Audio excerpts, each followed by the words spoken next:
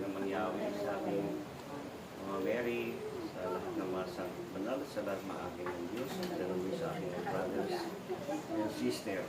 Magandang hapon po sa inyo lahat. Magandang hapon. Sorry at late ako, hindi ako nakaatin ng maaga.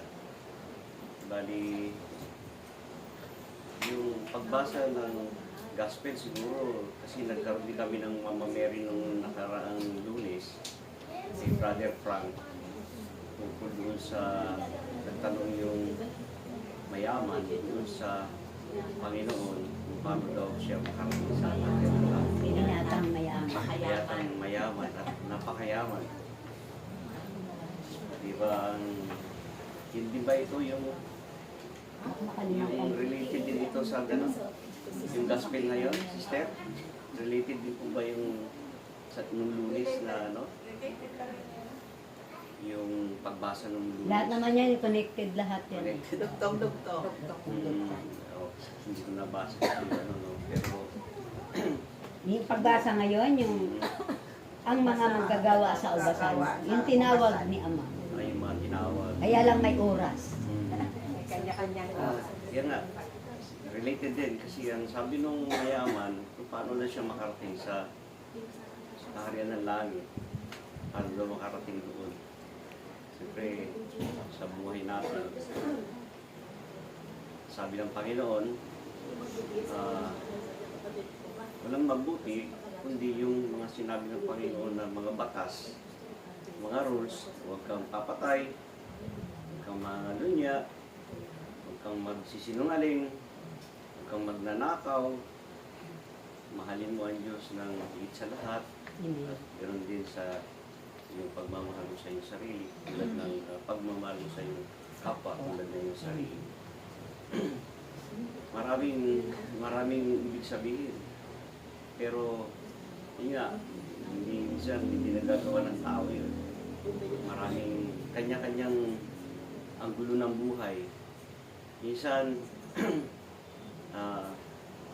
merong mga isang pamilya, buong pamilya, sasabihin ng nagawa yung lalaki, sabihin niya, hindi na ako masaya sa nanay niyo. Gusto kong maging masaya, nakahanap ng batang babae. Sabi ng mga anak, kinampihan, tay, kung saan kayo masaya, di doon kayo. Kasi masaya kayo. Iwanan nyo na si nanay, kasi hindi na kayo masaya sa kanya. Pinalaki mo yung mga anak mo, tapos gano'n ang gagawin sa'yo, bilang nanay ka, di ba? Ang ginawa ng nanay, sige, pag-iwalay tayo, divorce. Pag-iwalay tayo. Doon ka masaya eh. Nakahanap ka ng bata, ako, matanda na. Ngayon, yung mga anak, kumampi doon sa tatay dahil doon siya masaya eh. Sabi nga, kung saan ka masaya, doon ka, supportahan ka namin. Di sumama doon. Ang ginawa ng nanay, sige, magsama kayo, pinalayas sa bahay. Akin tong bahay na yun, layas kayo. Saan ngayon sila pupunta? Di tatay, may kayad, mayroon din ano. Pero yung nanay, diniskarte ng kanya. Ngayon, nakikita nila yung nanay nila na umaangat na sa buhay, doon ngayon sila nagsisiksik. Tapos yung asawa niya, dahil bata yung kanyang hindi marunong mag-asikaso, pagka mag-aalmusal, kakain, puro tinapay, yun lang ang na-serve niya doon sa hinahanap niya yung pagsiserve ng tunay niyang asawa. Problema ngayon, yung bata naghahanap ng mga material na bagay. Siyempre, mauubos yung pera niya, mauubos na yung budget. So, sabihin ko saan siya masaya. Sa isang banda, hindi naman yun ang tinuro ng Diyos sa atin. Amen. Diba? Amen. Ang isang pamilya, binubuo ng pamilya, na maging masaya, maging kontento. Maging kontento tayo kung anong meron. At, yun nga, meron pang sabi ng mga anak, sabi ng tatay, doon ako masaya, kailangan doon ako. Ayaw na naman ng mga anak. Diba? Ayaw ng mga anak. Sige, kung doon ka, huwag na kami sama. Sabi, dito kami nakatira. Alis ka na. So, yun naman ang ibang anak. Kinampihan, kumampi sa nanay. Meron kumampi sa tatay. Kagulo. Maraming ang gulo ng buhay. Sa ating ngayon din, kahit ito, kakaedad na tayo, matanda na tayo, ay inisip natin sa buhay, sino kaya pagdating ng panahon Mag-aalaga. na mag-aalaga Ang sa mauna. May mauna. mauna. May maunang may mahuli. Nauna na Ah, dito. di ba? Sino kaya ano kayang kabuluhan ng buhay na pag matanda tayo, sino mag-aasikaso? Example lang natin, na balitaan ko si Duty, di ba? Wala nag-aasikaso, yung anak niya, hinihintay na lang siguro mamatay yung tatay niya. Yung ibang taong nag-aasikaso. Kung ilalagay niyo yung sitwasyon natin doon, ano kaya yun? Napakahirap. Walang anak. Ngayon, may anak ka nag-aasikaso, may anak ka naman nag-aasikaso, tapos yung magulang naman, sobra naman kung lakas tanganin din yung anak. Paano? Yung mga anggulo ng buhay, di ba? Hindi natin alam. Minsan, nanood tayo ng palabas na End of the World. Nagbagsakan ng mga building, wala ka nang pupuntahan. Paano ka maliligtas ngayon? Dahil lahat mamamatay. End of the world. Hindi, di ba? Pag sinabing end of the world, wala na. Tapos na lahat. End na. Merong pilosopo na nagsabi, oy, gising. Para mabuhay ka, gumising ka. Pag hindi, patay. So, sa kalagayan ng, minsan, pag maisip ko, tumuntong na tayo sa senior, malapit na yung mga sabi natin na hanggang kailan na lang po ba ang buhay natin dito. Kailangan magpakasaya na tayo, magpakaligaya. Pero enjoy na. Pero sabi nga, tayo mga senior, masaya na dahil wala na intindihin. Nood na lang na sini. Doon na lang tayo sa mall. Masaya ba? First, second, third, siguro na masaya ka. Pero magsasawa ka eh. Magsasawa. Yung mga palabas, hindi rin maganda. Hindi rin gagastos ka pa rin kahit paano. Masaya ba? Ibig sabihin, sa buhay natin ngayon, tayong lahat dito, tayo ba masaya? Masaya ba tayong lahat? Sabi natin, satisfied ba tayo? Kapag dumating ang problema, Masaya kahit walang tema. isa sa pinakaano yung pera.